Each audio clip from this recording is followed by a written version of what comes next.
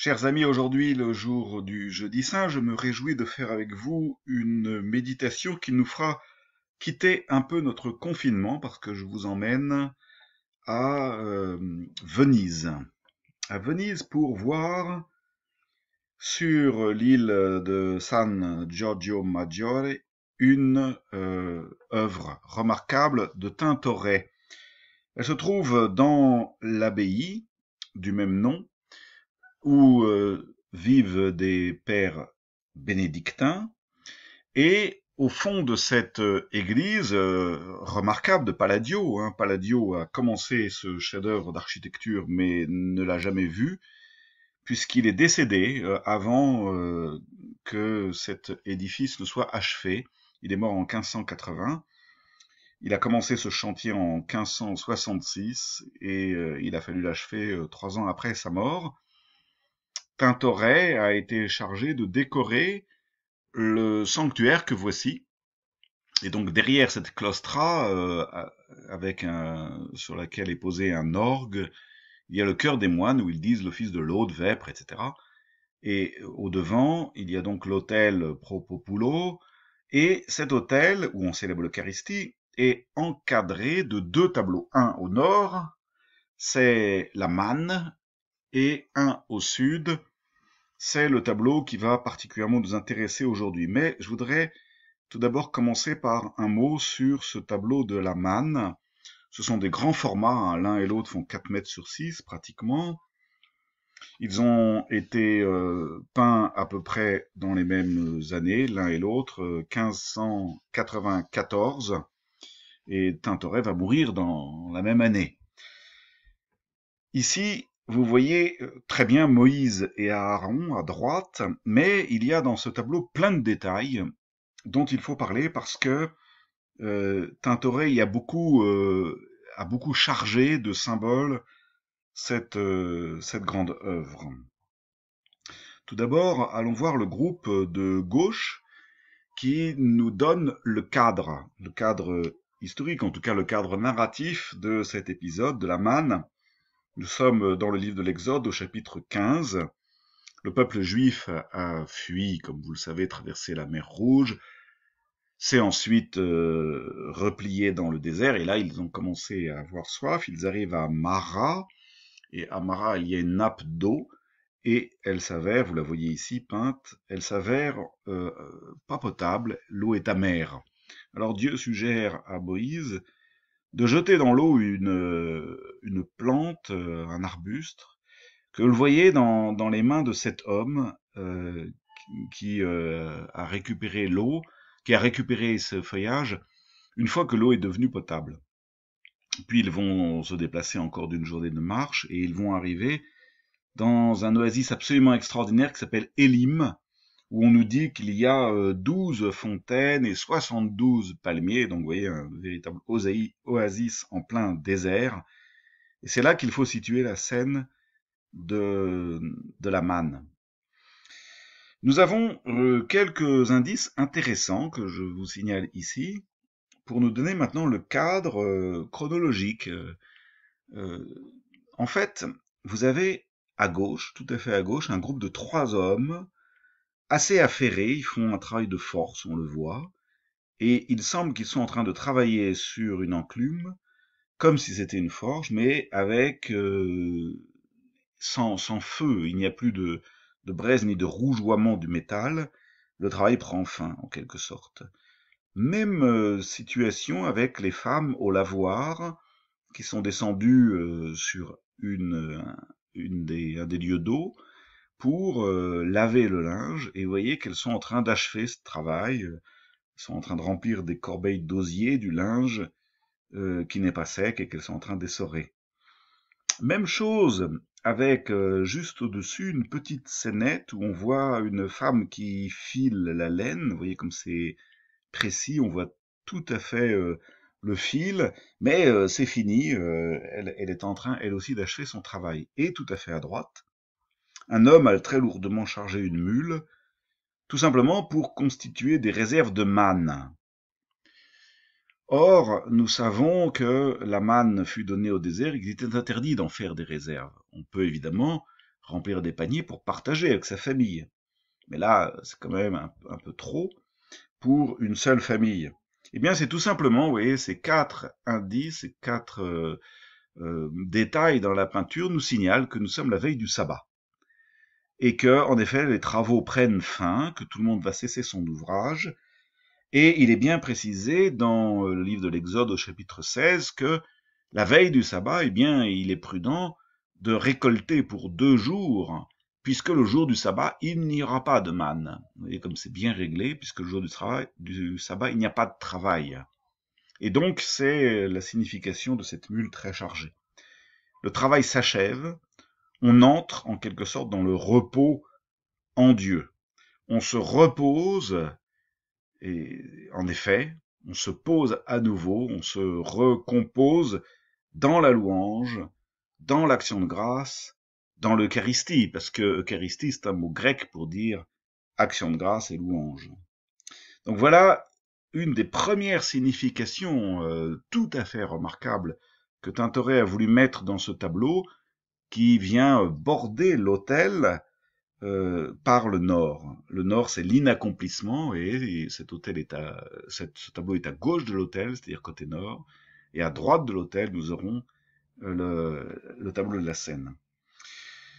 Nous voyons aussi, bien sûr, sur ce tableau, la récolte elle-même de la manne. Vous avez ce groupe vertical avec en bas un groupe de femmes très affairées. Vous voyez les petits points blancs comme des dragées. Eh bien, c'est ça, la manne. Et en haut, ils sont en train, dans une sorte de futaie de palmier, nous dit l'Écriture, en train de faire cuire en forme de galette la manne.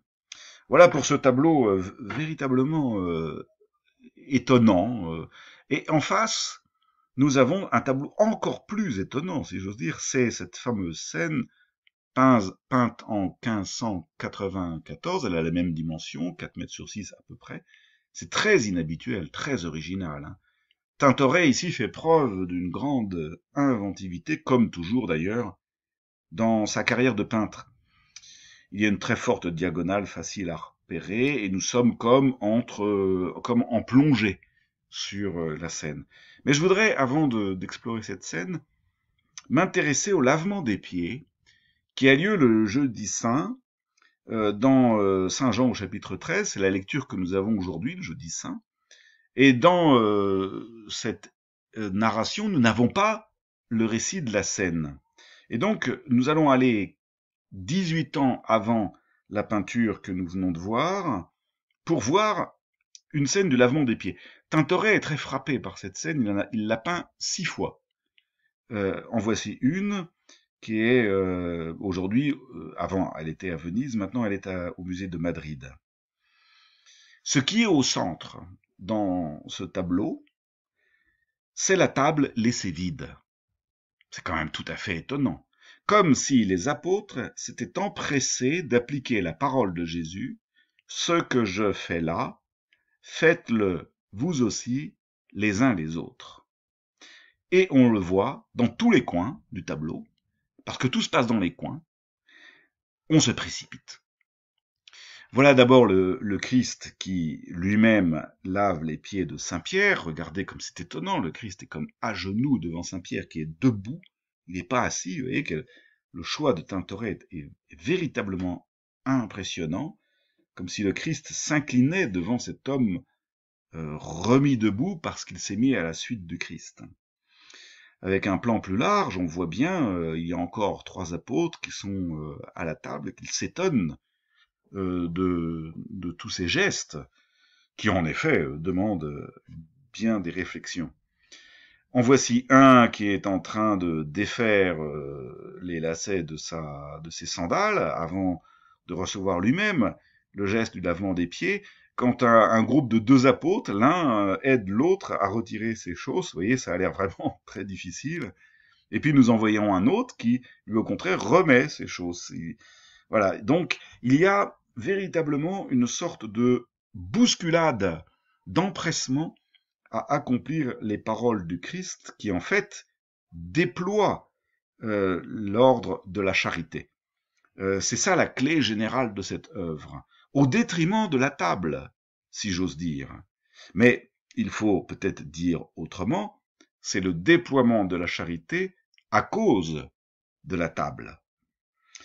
Revenons à au tableau de la scène. Ici, je vous en montre un autre qui est dans l'église Saint-Stéphane, lui aussi peint 14 années avant celui qui nous intéresse. Et si je vous le montre celui-ci, c'est parce qu'il est fait un tout autre choix. Cette fois-ci, la visée est comme en plongée, c'est-à-dire en contre-plongée, pardon. C'est-à-dire nous sommes devant les marches et nous regardons cette scène qui est posée, la table est posée en haut d'un emmarchement, 3 marches, comme un autel d'un sanctuaire. Il nous faut monter à cette table qui ici désigne très explicitement l'autel de la célébration de la messe. Au pied des marches, vous avez 3 allégories.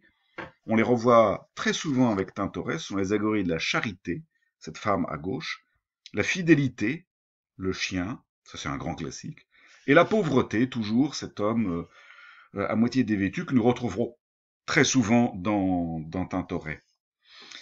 Allons voir la même scène, là aussi, Tintoret l'a peinte plusieurs fois, 8 fois je crois, à San Rocco. Nous sommes là, on voit bien, là aussi, très, très étonnant choix géométrique de la peinture, où il semble qu'il y ait un axe entre les allégories de la pauvreté, de la charité et de la fidélité, et qui traverse la table pour aller jusqu'au point, au fond là-bas, où on voit un homme de service qui est en train de faire la cuisine.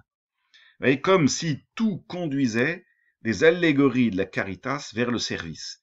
L'Eucharistie est véritablement le sacrement du service. Revenons à notre sujet central avec cette vue générale sur l'œuvre. Chacun a remarqué qu'il y a évidemment une diagonale très audacieuse. Et nous sommes en surplomb, comme si nous pouvions dominer la scène. Quel drôle de comportement. Mais il y a, si vous regardez bien, une seconde diagonale avec ce groupe du service dont je viens de parler. C'est la raison pour laquelle je vous ai fait faire ces petits détours.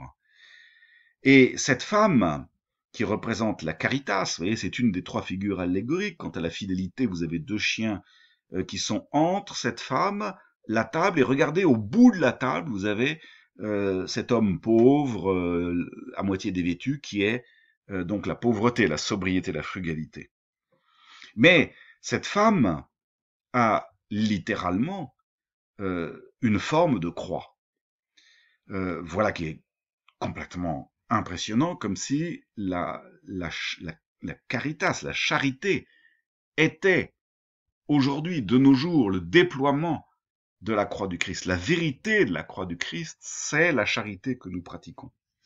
Et si on prolonge la croix de cette femme, caritas, eh bien nous tombons sur Jésus-Christ. En effet, la charité, c'est le Christ continué. Celle-ci, la charité, le déploiement de la charité, c'est une réponse à ce que fait le Christ à cette table autel, sur lequel il vient de dire, sur le pain qu'il est en train de distribuer, il vient de prononcer cette parole, « Ceci est mon corps.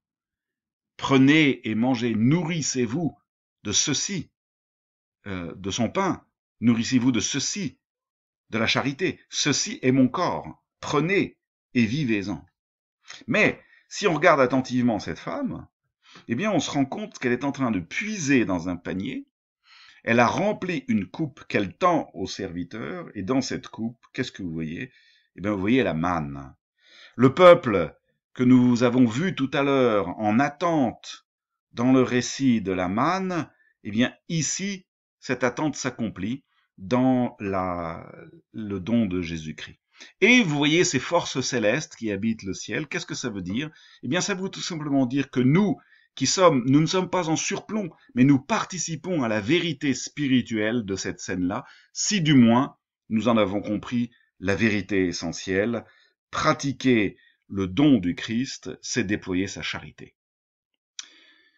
Voilà, chers amis, frères et sœurs, chers paroissiens, ce que je voulais vous dire en ce jour. À bientôt.